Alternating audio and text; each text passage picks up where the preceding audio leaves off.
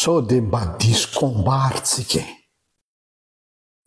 sao de mba diso kombatsika tena milofo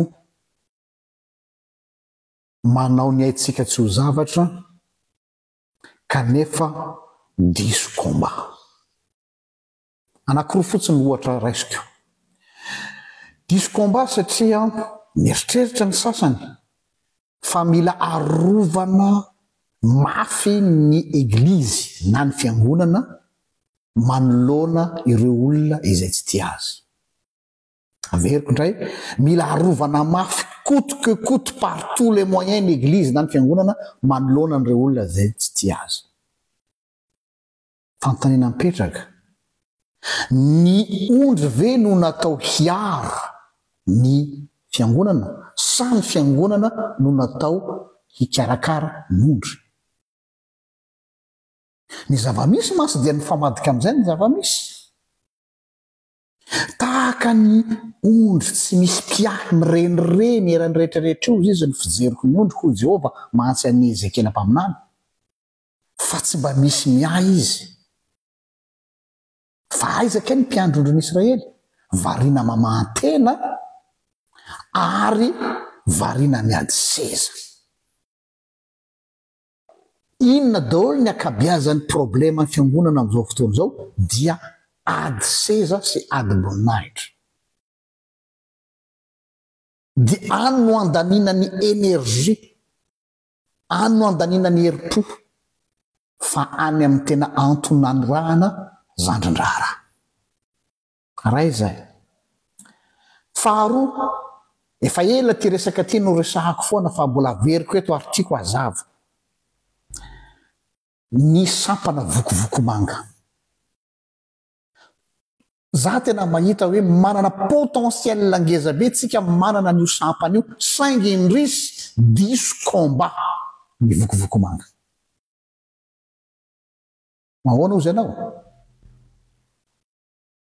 Raha enonao discours ny mpiandraikitra ny sampana vokovoko manga rehetra, toute dénomination confondue, dia hoe miady amin'ny zava-pisotro mahamamo sy ny zava-mahadomely. Ahoana tsara hoe miady amin'ny zava-pisotro mahamamo sy ny zavatra mahadomely. Mandany kartosy any amin'ny tsy tokony andaniana kartosy mampalatsika. Tsy ny zava-pisotro mahamamo no problème, tsy ny zava-mahadomely ny problème, fa ny ilana ny vokovoko manga amiko dia ny anao prise en charge ny olona ampizalia ny zavatra mahadomely sy ny zava-pisotro mahamamo. Ilay olona no anirahana antsika fa tsy le zavatra mampijaly ny olona.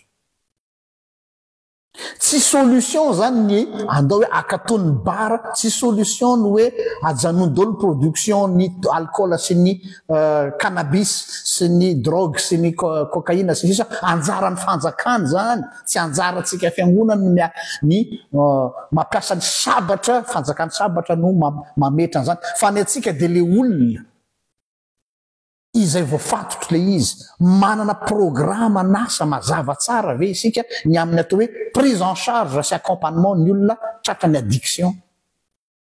Za tsy miteny hoe manana toerana fanaovana désintoxication fa fiangonana manana antsika, iny le lazaiko hoe efa any amin'ny farany iny dingana farany, fa mialohan'izay firy no manana zany atao hoe groupe de parole des alcooliques anonymes zany. Amiko ny tokony majoritaire ny mpikambana ao amin'ny vokovoko manga dia olona alcoolique fa tsy olona mifady toka. Tsy olona manana problème amin'io dia mivory eo fotsiny nareo samy mifady toka izay tsisy maharatsy azy fa amiko c'est du gâchis. Fa ireto olona tena voafatotry ny fisotroana reto no tokony ho filohan'ny sampana ao vokovoko manga satria concerné izy. Ary mila accompagnement, groupe de parole anonyme. Ilainy zareo ny miresaka an'izany ary ao anatin'ny accompagnement maharitra no ahafahana mitady ny vrai problème. Tsy ny alcool ny problème fa ny alcool dia refuge, toerana nandosirana problème, kanjo lasaka lavaka nandavaka hafandray. Ireo anankiroa reo no ahitantsika hoe avereno amin'ny toerana zay tokony hisy azy ny fiangonana raha zay no tianao reo. Sinao tsy misy ilana an'io fiangonana io.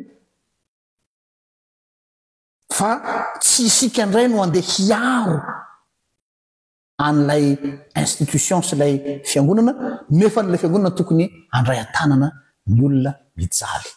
Be dia be ny olona mijaly.